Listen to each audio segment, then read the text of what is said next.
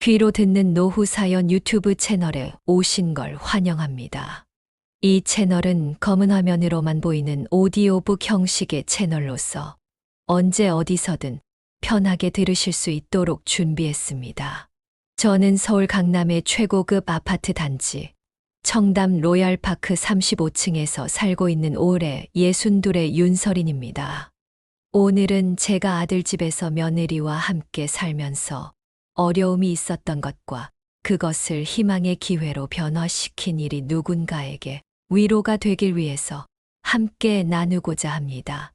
이야기를 들으시기 전에 구독과 좋아요를 눌러주시면 더 많은 이야기를 전할 수 있는 큰 힘이 됩니다.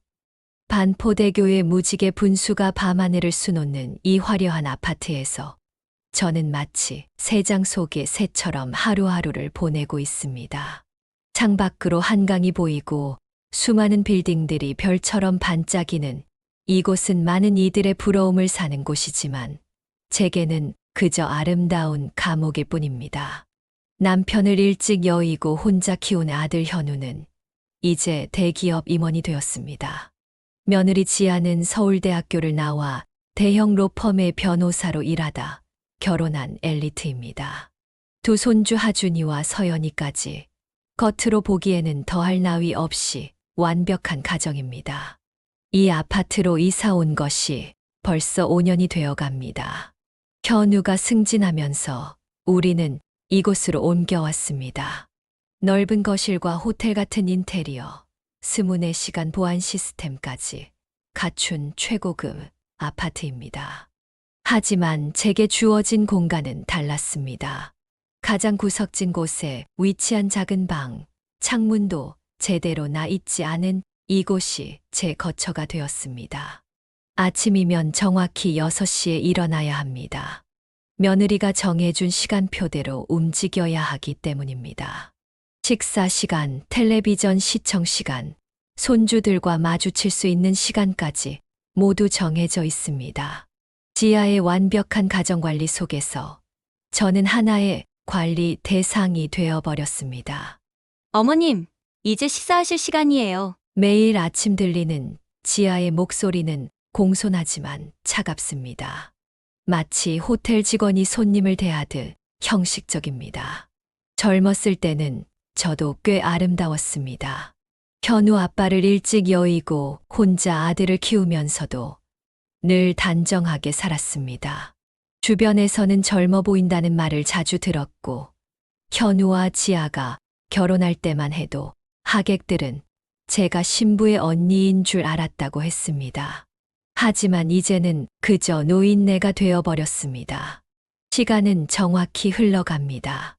아침 식사는 7시, 점심은 12시, 저녁은 6시. 그 사이사이에는 정해진 시간에 약을 먹어야 하고 산책도 허락된 시간에만 할 수 있습니다.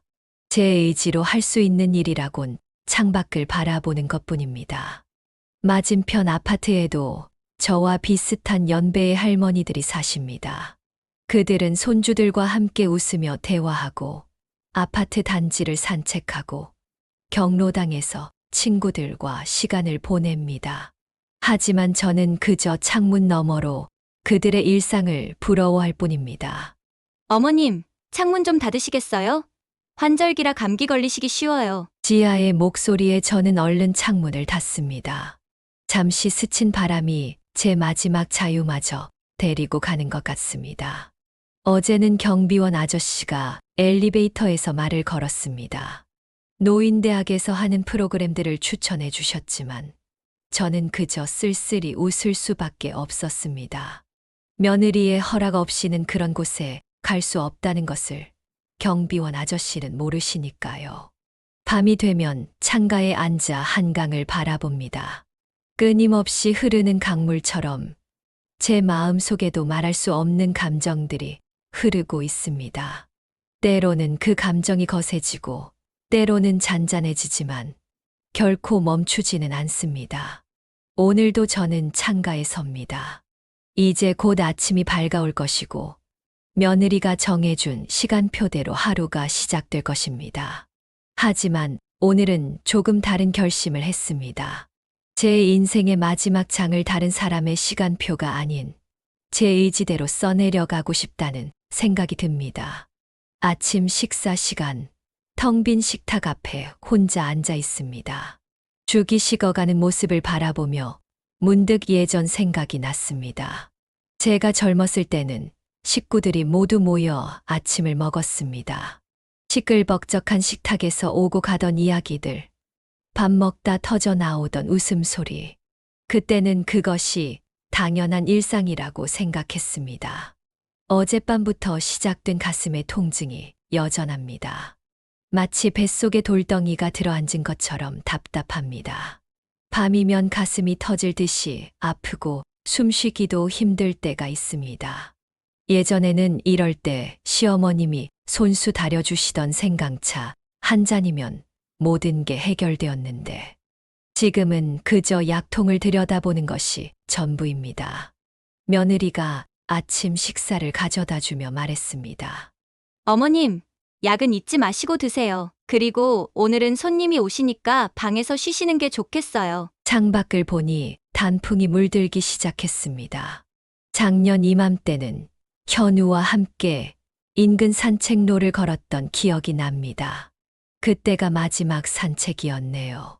그 후로 지아는 제가 다치실까 걱정된다며 외출을 금지했습니다. 오전에는 방 청소를 했습니다. 옷장을 정리하다가 문득 오래된 사진첩을 발견했습니다. 현우가 돌잔치를 했을 때의 사진, 초등학교 입학식 날의 사진, 그리고 남편과 찍은 마지막 가족 사진까지. 사진 속에는 우리 모두의 웃음이 가득했습니다. 점심시간이 되어 지아가 식사를 들고 왔습니다. 어머님, 이따가 하준이 학원 선생님이 상담하러 오세요. 아이들 공부에 방해되지 않게 조용히 계셔주세요. 저녁이 되자 가슴의 통증이 더욱 심해졌습니다. 병원에 가고 싶다는 말을 꺼내려다가 문득 지난주 지아의 말이 떠올랐습니다. 어머님, 자꾸 아프다고 하시면 요양원을 알아봐야 할 것 같아요. 그 말에 겁이 나서 통증을 참았습니다. 하지만 밤이 되자 더는 참기 어려웠습니다. 결국 인터폰을 눌러 지아를 불렀습니다. 어머님, 또 아프신 거예요? 지아의 목소리에는 짜증이 묻어났습니다. 미안하구나. 하지만 정말 많이 아파서. 다음 날 아침 큰 병원 종합검진을 받으러 가게 되었습니다. 새하얀 병원복을 입고 차가운 검사실을 돌아다니는 동안 제 마음도 점점 차가워져 갔습니다. 검사 결과는 특별한 이상이 없다는 것이었습니다. 의사는 제 증상을 스트레스성 위염이라고 했습니다. 돌아오는 차 안에서 지아는 한숨을 쉬었습니다. 보세요. 제가 뭘 했어요. 어머님은 너무 예민하세요. 그 말이 가슴을 파고들었습니다. 육체의 통증보다 더 아픈 것은 마음의 상처입니다. 밤이 되어 방에 누워서도 지아의 말이 귓가에 맴돌았습니다. 예민하다. 그렇습니다.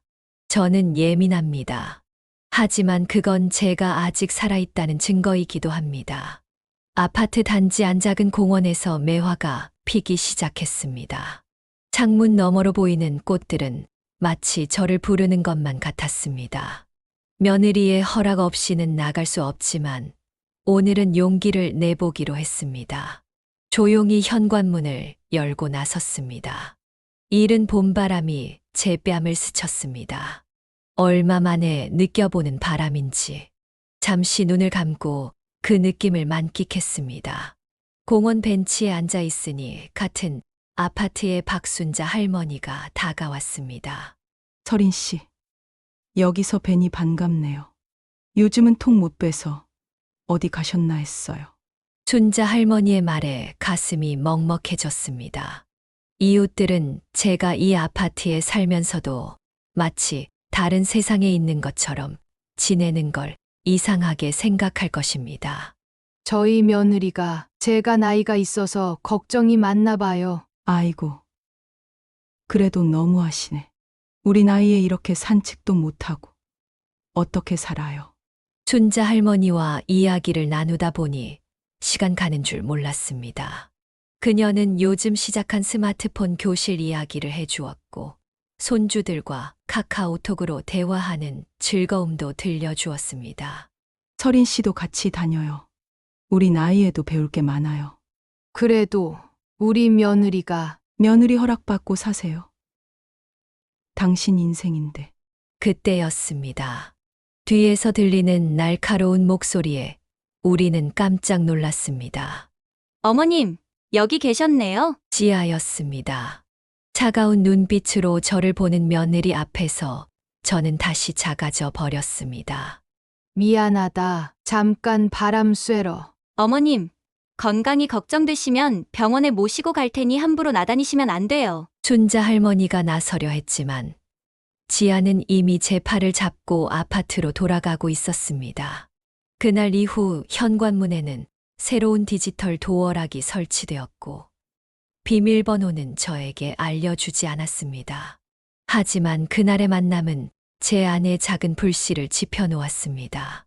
순자 할머니의 말이 계속 머릿속에 맴돌았습니다. 당신 인생인데. 그러던 어느 날 서연이가 학교에서 돌아와 제 방을 찾았습니다. 할머니, 이거 보세요. 우리 반 친구 할머니가 보내주신 거예요. 서연이의 휴대폰 화면에는 예쁜 스티커들이 가득한 메시지가 있었습니다. 손주와 할머니가 나누는 일상적인 대화. 그것은 제게 너무나 부러운 광경이었습니다. 할머니도 카톡 배우실래요? 제가 가르쳐 드릴 수 있어요. 서연이의 순수한 제안에 가슴이 뭉클했습니다. 그날 밤 오랜만에 꿈을 꾸었습니다. 제가 젊었을 때 시어머님과 함께 했던 시간들이 떠올랐습니다. 시어머님은 항상 제게 말씀하셨죠. 설이나, 나이 들어 후회하지 않으려면 지금 하고 싶은 걸 해야 해. 아침이 밝았을 때 저는 결심했습니다. 더 이상 창가에서 남의 인생을 부러워하지 않기로. 이제는 제 인생을 살아보기로 말입니다. 그날 아침 처음으로 지하의 시간표를 거부했습니다. 6시 기상시간이 지나도록 일어나지 않았고 7시 아침 식사도 거르기로 했습니다. 내 인생의 주도권을 되찾고 싶었습니다. 어머님, 왜 이러세요? 몸이 불편하신가요? 지아의 목소리에는 걱정보다는 짜증이 묻어났습니다. 아니, 그냥 좀 더 자고 싶어서. 어머님, 규칙적인 생활이 건강에 좋다고 하지 않았나요? 침대에 누운 채로 대답했습니다. 지아야, 나도 내 마음대로 살고 싶구나. 그 말을 기점으로 집안의 분위기는 완전히 얼어붙었습니다. 며느리는 더 이상 제게 말을 걸지 않았고 식사도 가정부를 통해 전달했습니다. 현우는 이 상황을 알면서도 모른 척했습니다. 퇴근 후에는 곧바로 자기 방으로 들어가 버렸고 주말에도 항상 바쁘다는 핑계로 얼굴 보기가 힘들었습니다. 그러던 중 우연히 현우와 지아의 대화를 엿듣게 되었습니다. 여보, 어머님 요양원을 알아보는 게 어떨까요? 갑자기 그게 무슨 소리야? 요즘 어머님이 너무 이상해지셨어요. 제 말씀도 안 들으시고 자꾸 밖에 나가시려고 하시고. 가슴이 철렁 내려앉았습니다. 요양원. 그곳은 제게 무덤과도 같은 곳이었습니다.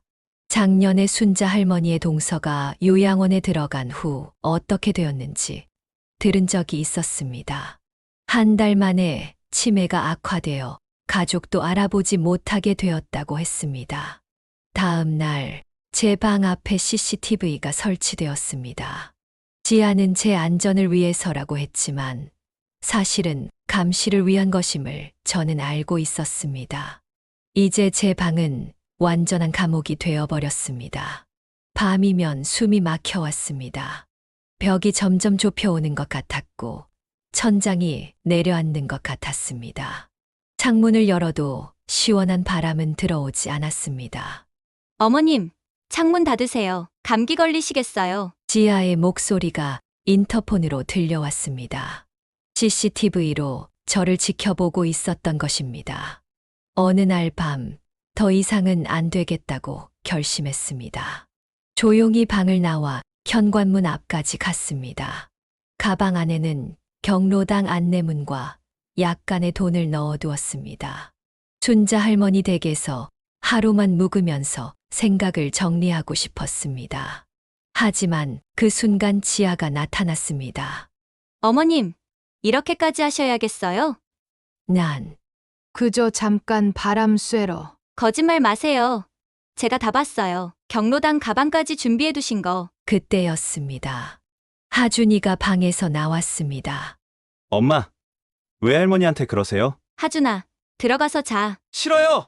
엄마가 할머니를 감옥에 가둔 것 같아요. 하준이의 말에 모두가 얼어붙었습니다. 지아의 얼굴이 하얗게 변했고 저는 그 자리에 주저앉고 말았습니다. 그때 현우가 퇴근하고 돌아왔습니다.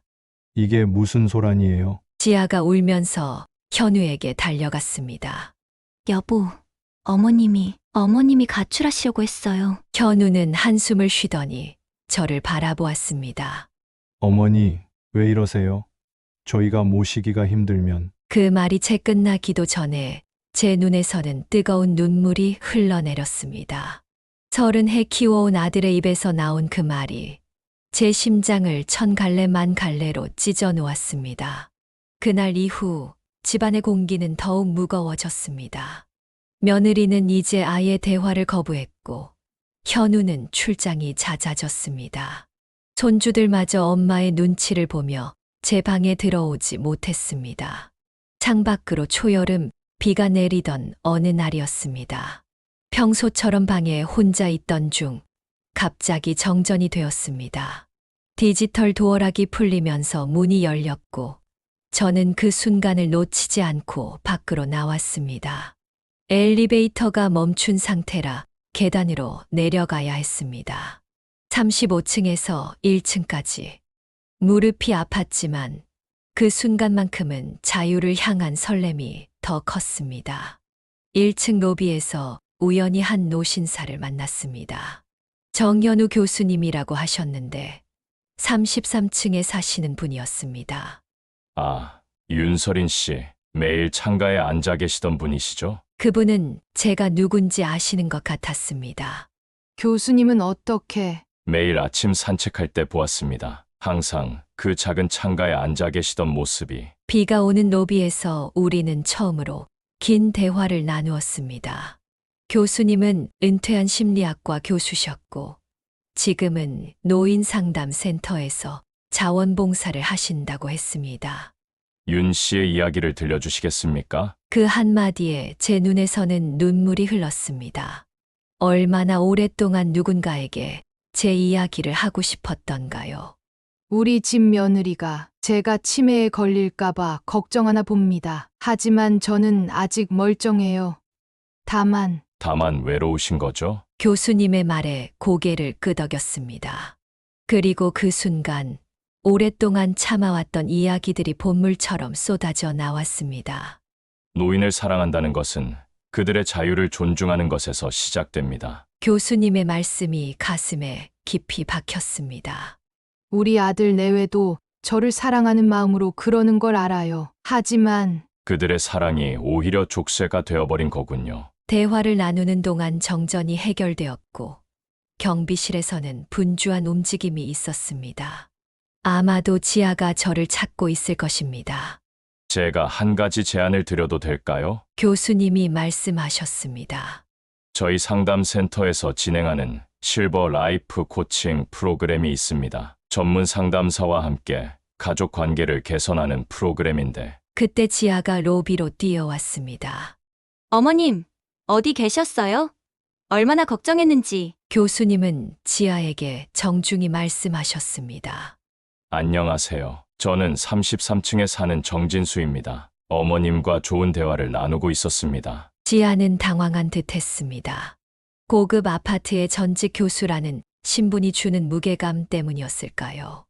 신뢰가 되지 않는다면 제가 운영하는 프로그램에 대해 이야기를 나누고 싶습니다. 가족 상담 전문가로서 드리는 제안입니다. 그날 저녁 처음으로 가족회의가 열렸습니다.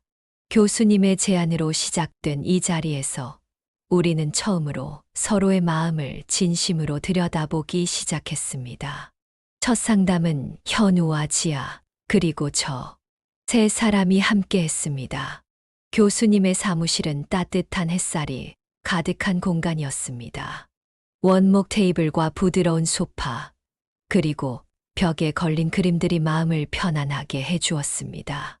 오늘은 서로의 이야기를 들어보는 시간을 가져보겠습니다. 교수님의 말씀으로 상담이 시작되었습니다. 처음에는 아무도 말을 꺼내지 못했습니다. 서로 눈치만 보다가 결국 지아가 먼저 입을 열었습니다. 저는 완벽한 며느리가 되고 싶었어요. 시어머님을 잘 모시는 것이 제 의무라고 생각했죠. 하지만 어느 순간부터 그게 부담으로 다가왔어요. 어머님의 건강이 걱정되고 혹시 실수로라도 다치시면 어쩌나 하는 걱정에 지아의 눈에서 눈물이 흘렀습니다. 처음 보는 모습이었습니다.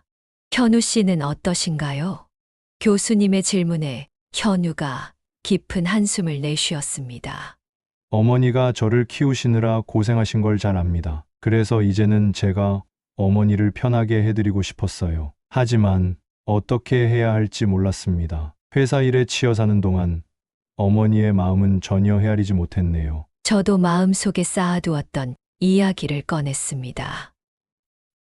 나는 그저 사람답게 살고 싶었어. 나이 들었다고 모든 걸 포기하고 싶지 않았단다. 너희들이 나를 걱정해주는 건 고맙지만 때론 그 걱정이 나를 옥죄는 것 같았어. 교수님은 우리의 이야기를 진지하게 들으시더니 말씀하셨습니다.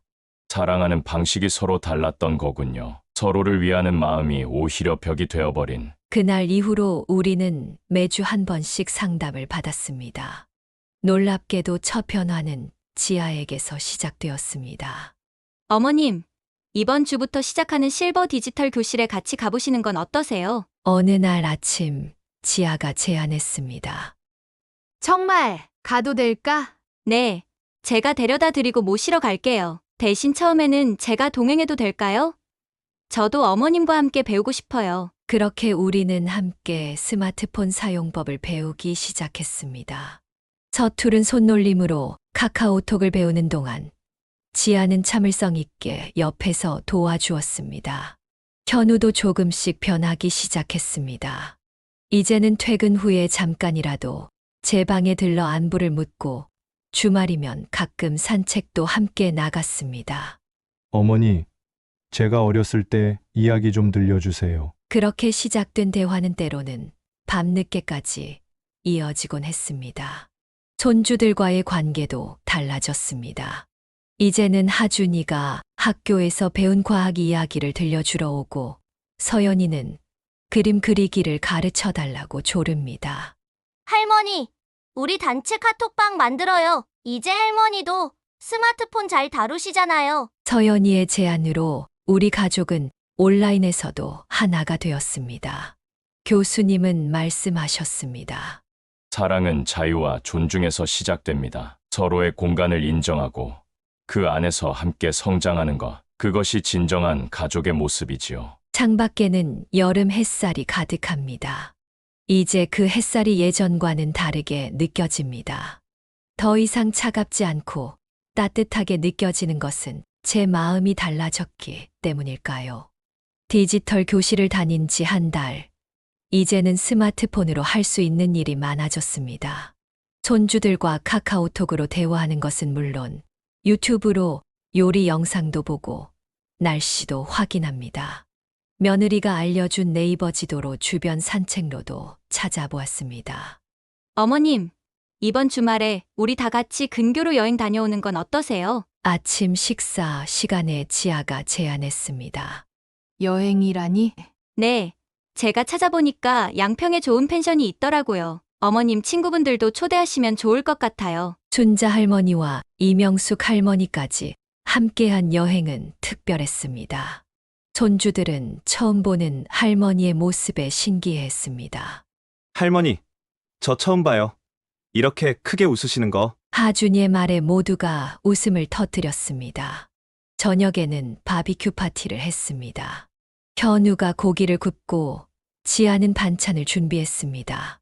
손주들은 제가 스마트폰으로 찍은 사진을 보며 감탄했습니다.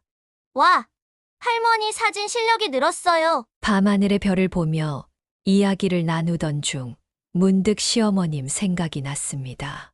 만약 시어머님이 이런 시대를 사셨다면 어떻게 지내셨을까? 그분도 분명 이런 자유로움을 누리고 싶으셨을 텐데. 다음 주부터는 새로운 도전이 시작됩니다. 아파트 커뮤니티 센터에서 시니어 요가 클래스가 열린다고 해서 등록했습니다. 지아가 찾아준 건데, 이제는 제가 하고 싶은 일을 하는 것을 자연스럽게 받아들여 줍니다. 어머님, 요가복도 새로 사러 가요. 제가 데려다 드릴게요. 고마워. 지아야, 너도 시간 될 때 같이 해볼래? 서로를 구속하는 것이 아닌 함께 자라나는 법을 배우고 있습니다. 어제는 처음으로 손주들과 함께 유튜브 영상을 찍었습니다. 우리 할머니의 일상이라는 제목으로 제가 만드는 김치찌개 레시피를 소개했죠. 촬영하는 내내 웃음이 끊이지 않았습니다. 할머니, 우리 채널 구독자가 벌써 20명이에요. 서연이가 자랑스럽게 말했습니다. 밤이 되어 옥상 정원에 올라갔습니다. 이제는 혼자 다닐 수 있게 되었습니다. 물론 지아는 걱정되는 눈치였지만 말리지는 않았습니다. 서울의 야경을 보며 생각했습니다. 산다는 것은 끊임없이 변화하는 것이구나. 나이가 들었다고 해서 멈춰서는 게 아니라 새로운 방식으로 흘러가는 것이라는 걸 이제야 알았습니다. 주머니에서 진동이 울렸습니다. 손주들과의 단체 채팅방에 새 메시지가 왔네요. 할머니, 내일은 제가 학교에서 배운 코딩 알려드릴게요. 할머니도 분명 잘하실 거예요. 스마트폰 화면을 보며 미소 짓다가 문득 깨달았습니다. 제가 지금 이렇게 행복한 건 단순히 새로운 것을 배워서가 아니라 가족들과 함께 성장하고 있기 때문이라는 것을. 디지털 교실에서 만난 이명숙 할머니가 특별한 제안을 했습니다. 실버 크리에이터 공모전이 열린다는 것이었습니다. 65세 이상 시니어들이 자신만의 콘텐츠를 만들어 공유하는 대회였죠. 서린 씨, 우리 한번 나가볼까요? 요즘 손주들이랑 찍는 영상이 참 좋더라고요. 그래도 제가 아직 서툰데. 괜찮아요. 우리가 젊었을 때는 못 해본 거잖아요. 이제라도 도전해보는 거예요. 그날 저녁 가족들에게 이 이야기를 꺼냈습니다. 할머니, 진짜 대단하시다. 제가 촬영 도와드릴게요. 하준이가 제일 먼저 호응해 주었습니다. 어머님, 좋은 생각이세요. 제가 영상 편집하는 법도 알려드릴 수 있어요. 지아도 적극적으로 지지해 주었습니다. 주제를 정하는데 며칠이 걸렸습니다. 고민 끝에 할머니의 추억 요리로 정했습니다. 제가 평생 모아온 레시피들, 특히 시어머님에게 배운 전통 요리들을 현대적으로 재해석해 보기로 했습니다. 첫 번째 촬영은 시어머님의 김치찌개였습니다. 영상을 찍으면서 옛날 이야기도 함께 들려주었습니다. 시어머님과 함께 했던 부엌에서의 추억, 현우가 어렸을 때 좋아하던 음식 이야기들. 와, 할머니 이야기가 진짜 재미있어요. 마치 드라마 보는 것 같아요. 서연이의 말에 용기가 났습니다. 두 번째 영상은 명절 음식 만들기였습니다. 이번에는 순자 할머니와 명숙 할머니도 함께 출연했습니다. 세 할머니가 함께 송편을 빚으며 각자의 인생 이야기를 나누었죠. 요즘 젊은 사람들은 명절이 싫다고들 하잖아요. 우리가 즐거운 명절 문화를 만드는 법을 알려주면 어떨까요? 순자 할머니의 제안으로 영상의 방향이 더 뚜렷해졌습니다. 촬영이 계속되면서 예상치 못한 일이 일어났습니다. 댓글란에 젊은 시청자들의 반응이 늘어난 것입니다. 할머니들의 이야기가 너무 감동적이에요. 저희 할머니가 생각나네요. 이런 전통 요리를 이렇게 쉽게 설명해 주시다니. 구독 누르고 갑니다. 한 달 만에 구독자가 1000명을 넘었습니다. 현우는 제가 자는 동안 몰래 노트북을 주문했습니다. 아들의 얼굴에 자부심이 가득했습니다. 공모전 마감까지 이제 2주 남았습니다. 제가 이렇게 열정을 가지고 무언가에 집중한 적이 언제였을까? 할머니, 이제 진짜 유튜버 되셨어요. 하준이의 말에 웃음이 났습니다. 60이 넘어 시작한 새로운 도전이 이렇게 즐거울 줄은 몰랐습니다. 어머님, 혹시 우리 다 같이 브이로그 한번 찍어볼까요? 가족들이 함께 요리하는 모습으로요. 지아의 제안에 모두가 환호했습니다. 밤하늘의 달을 보며 생각했습니다. 나이는 숫자에 불과하다는 말. 이제야 그 의미를 진정으로 이해할 것 같습니다. 꿈꾸고 도전하는 것에는 나이가 없다는 것을.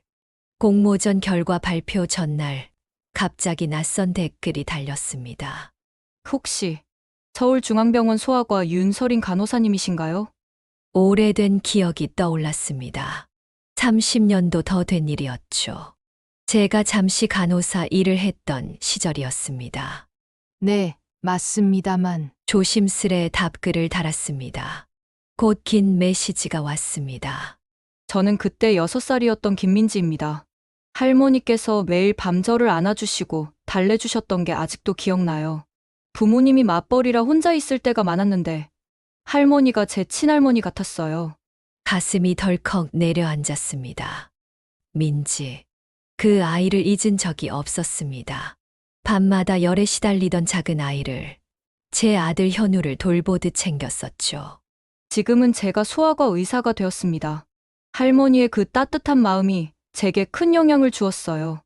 우연히 할머니의 영상을 보게 되었는데 그 목소리, 그 웃음이 기억이 났습니다. 눈물이 하염없이 흘렀습니다. 지아가 황급히 달려왔습니다. 어머님, 무슨 일 있으세요? 떨리는 손으로 휴대폰을 건넸습니다. 지아는 메시지를 읽더니 환하게 웃었습니다. 어머님, 이건 정말 대단한 일이에요. 우리 영상에 이런 특별한 이야기를 담아보는 건 어떨까요? 다음 날 민지가 직접 찾아왔습니다. 30년 전 그 작은 아이는 어엿한 의사가 되어 있었습니다. 할머니, 제가 소아과를 선택한 것도 다 할머니 덕분이에요. 아픈 아이들을 돌볼 때마다 할머니의 마음을 떠올립니다. 민지의 제안으로 특별한 영상을 찍었습니다. 시간을 넘어선 할머니의 사랑이라는 제목으로 30년 전의 이야기와 현재의 만남을 담았습니다. 영상은 순식간에 화제가 되었습니다.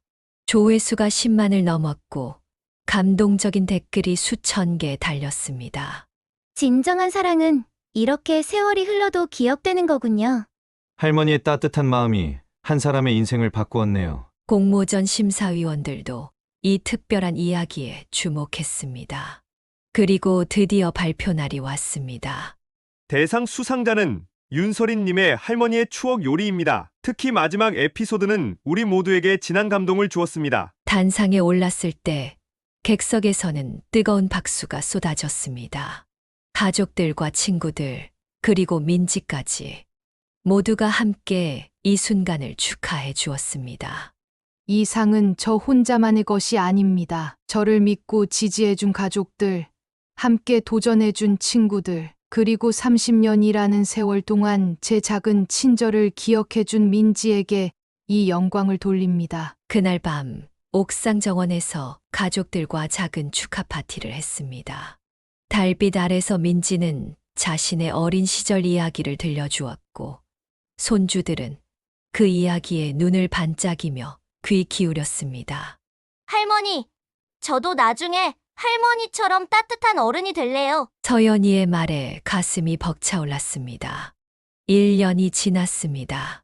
제 유튜브 채널은 어느새 구독자 5만 명을 넘었고 실버 크리에이터 대상 수상 이후 여러 방송에서 인터뷰 요청이 들어왔습니다. 유튜브 채널은 이제 할머니들의 지혜 나눔이 되었습니다. 순자 할머니는 전통 바느질을, 명숙 할머니는 약초 이야기를, 저는 요리와 육아 경험을 나눕니다. 각자의 인생에서 얻은 지혜들이 모여 특별한 이야기가 되었습니다. 창밖으로 매화가 피어 있습니다. 작년에 그 매화와 같은 자리에서 피었지만 제가 보는 풍경은 완전히 달라졌습니다. 이제는 압니다. 나이 들미란 축복이라는 것을. 지난날에 제가 두려워했던 것은 나이가 드는 것이 아니라 삶의 의미를 잃는 것이었나 봅니다. 하지만 이제는 알았습니다. 의미 있는 삶은 나이와 상관없이 우리가 매 순간 선택하고 만들어가는 것이라는 걸. 오늘도 전 새로운 꿈을 꿉니다. 더 많은 이야기를 나누고, 더 많은 것을 배우고, 더 많은 사랑을 나누고 싶습니다. 제 인생의 황혼역에서 맞이하는 이 새로운 봄이 그 어느 때보다 아름답게 느껴지는 이유입니다. 살아온 날들을 돌아보며 깨달은 것들이 있습니다. 첫째, 나이는 숫자에 불과하지만 지혜는 시간이 주는 선물입니다. 둘째, 사랑은 자유를 통해 더욱 깊어집니다. 셋째, 배움에는 끝이 없고 도전에는 나이가 없습니다. 넷째, 진정한 행복은 나누는 데서 시작됩니다. 다섯째, 인생의 모든 순간은 새로운 시작이 될 수 있습니다. 그리고 마지막으로 우리는 모두 각자의 방식으로 봄을 맞이할 자격이 있다는 것입니다. 이야기를 듣고 감동을 받으셨거나 응원을 전하고 싶으신 분들은 댓글에 응원의 글을 남겨주시면 정말 감사하겠습니다. 내일도 새로운 이야기로 다시 찾아뵙겠습니다.